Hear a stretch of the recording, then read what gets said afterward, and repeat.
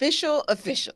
So speaking of official, Yes. Quin Snyder has begun his first road trip officially as Yes. head coach of the Hawks. And it actually wasn't, it was a tough loss, but not a tough loss all at the same time, right? Right. Because when you see the Hawks go down so early in double digits and then they come just blazing back in that third quarter, make a game of it, and almost pull out the upset Saturday, then it kind of wasn't. It's like, it's exciting.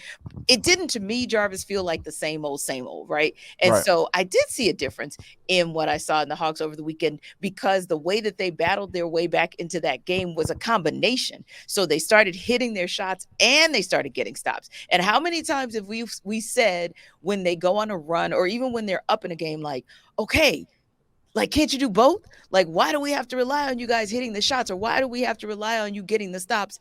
Why can't we get both? I felt like you got both. The Hawks just kind of ran out of gas in the end for all intents and purposes. Understandable because Right. they came off quite a game on Friday night against the Blazers at home. Now you got to hop on a flight. You get to Miami at 3 a.m. and then you're expected to kind of show and prove. Not going to happen. Now they've had a couple days to reset, kind of refresh themselves, if you will. And I feel like we're going to see a difference in their play tonight. And why do I say that? You and I were talking back and forth via email this past Mm-hmm. weekend on some comments that we heard from DeJounte Murray as well as from Quin Snyder in terms of what it was that Quin saw out of the game after the Blazers that he liked, Mm-hmm. what he saw even a couple nights before that, although, Hawks lost, but still. And that's the thing, like DeJounte was saying, hey, practice was supposed to just be this film breakdown, but then an hour later, we're still practicing. And it's because they're starting to see the message, Jarvis, or hear the message. You feel the same? Yes, I think so because when like the one of the things that I was really encouraged by, and it was in the loss against the Miami Heat, was Mhm. like during a timeout.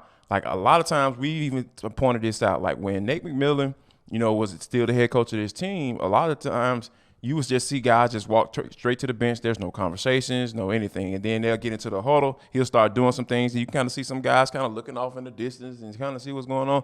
But Quin Snyder, not so much, and specifically, which is probably the one of the reasons why I feel like this organization hired this dude, is the fact that I will see Trae Young going to the sidelines and Quin Snyder. He and Quin are just engaging in a really in-depth conversation. You got to really tell when guys are locked in, when somebody is communicating back and forth. And I think that that's what I saw, and I really was encouraged by that. Yeah. And when you think about that relationship, and Quin being a former player as well, going to play at Duke, and then Trae Young being a dynamic guard, like those guys starting to really, really get a good synergy and a good relationship that I feel like it eventually is going to transfer onto the court. And Trae Young can kind of deliver the message that he's been trying to deliver Snyder, that is.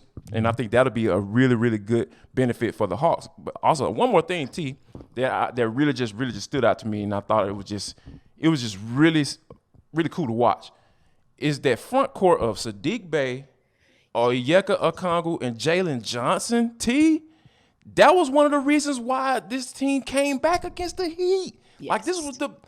this is the bench, like really coming Yes. in and just getting buckets. Sadiq was just shooting the ball. I think was shooting 50%.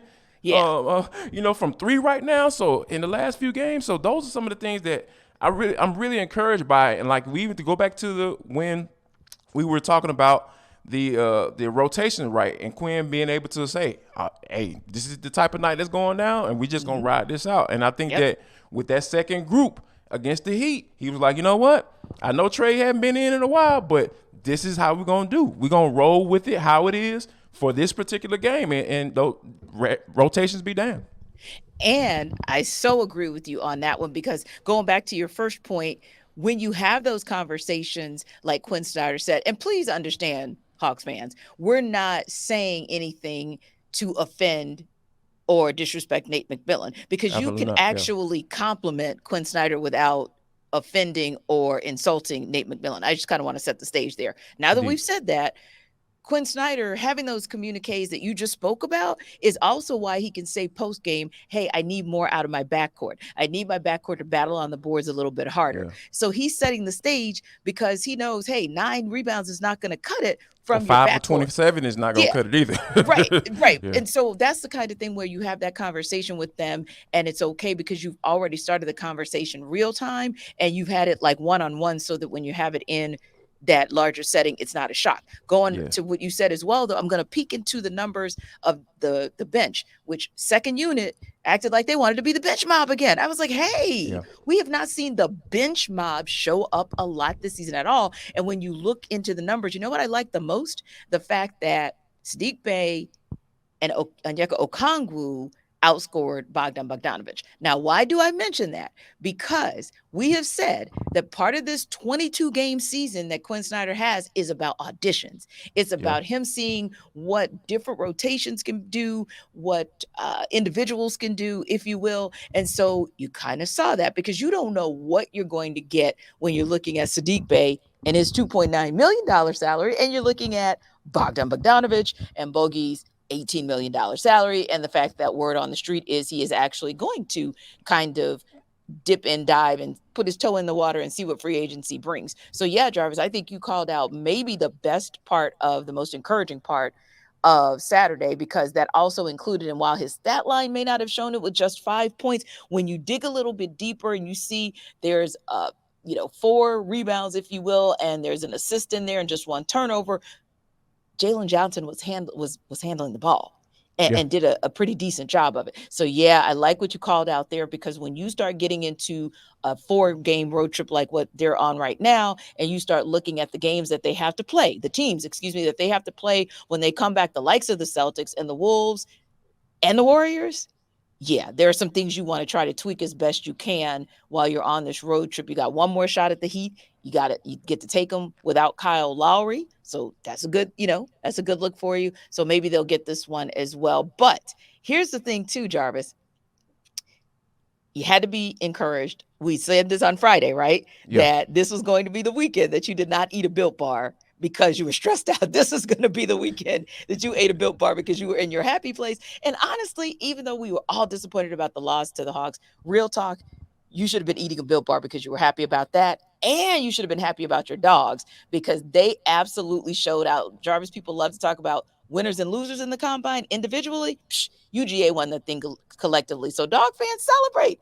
Celebrate with a Built Bar. Get yourself a churro flavor or the almond flavor, peanut butter. I mean, you have choices. You have options. And don't we all love options? So don't forget, you can go to built.com. You can still order it online if that's what you so choose. We understand. It's a beautiful day out there. You may not be wanting to run around getting Built Bars. We get it. Order it. That way you already have it in the stash, and it'll be all good when you sit back for Selection Sunday. And we'll remind you about this a couple more days in the week when you sit back for Selection Sunday to see where the Kennesaw State Owls land in the big dance. But again, you'll do it and you'll get yourself 17 grams of protein, 100% real chocolate, and only 130 grams. That's a good look coupled with what you would normally be eating on Selection Sunday and for March Madness. So don't forget, check out built.com to get your bars. Go to Walmart if you're like me, you want to go out and you just want to kind of get your own bars, or you're cheap like me too, and you want to go to Sam's Club and buy in bulk. So don't forget, built.com. Built bars are definitely a good look for you.